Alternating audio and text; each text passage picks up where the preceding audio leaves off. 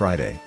"This is a dynamic response to the dynamic security environment," Richardson said on board the carrier USS George H.W. Bush.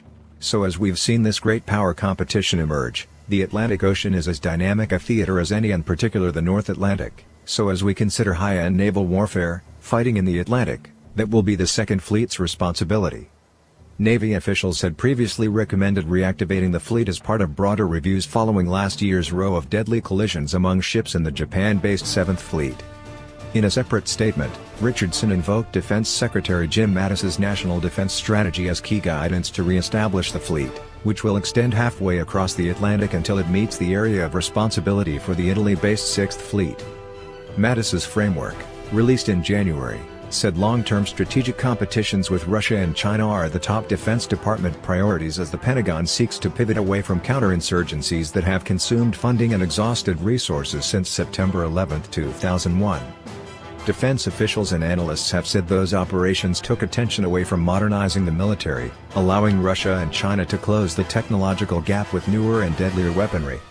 In that time, Russia has occupied Crimea and Ukraine and provoked a host of hostilities against the West, including cyber attacks and interference in elections in Europe and the United States. That also includes an uptick of Russian submarines prowling for undersea telecommunications cables used by NATO. The reactivation of the Second Fleet signals the Navy's desire to operate more powerfully and credibly in the North Atlantic, Brian McGrath, a former destroyer commander and deputy director of the Center of American Sea Power at the Hudson Institute, said Saturday.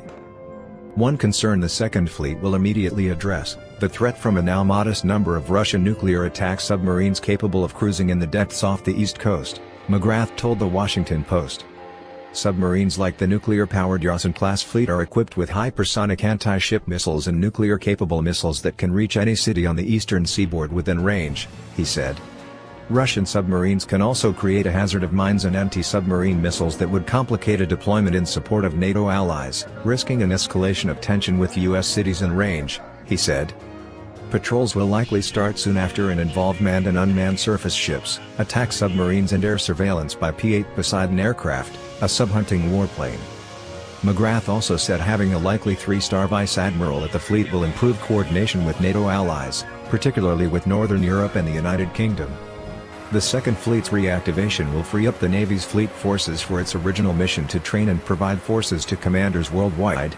It had previously assumed responsibility for the fleet's mission after the 2011 disestablishment. The move also arrives alongside broader NATO strategies to counter Russia. In a separate announcement Friday, the Pentagon said it proposed a NATO Joint Force Command for the Atlantic in Norfolk. To quote Ned Stark, "Winter is coming," McGrath said, referring to a Game of Thrones character who warns of approaching conflict. "There is a general sense a revisionist power in Russia is dedicated to opposing the U.S. in many arenas, and military opposition is increasingly one of them." Navy officials had previously warned that Russian activity in Atlantic waters would necessitate a shift in strategy. Admiral James G. Fogo III, the commander of naval forces in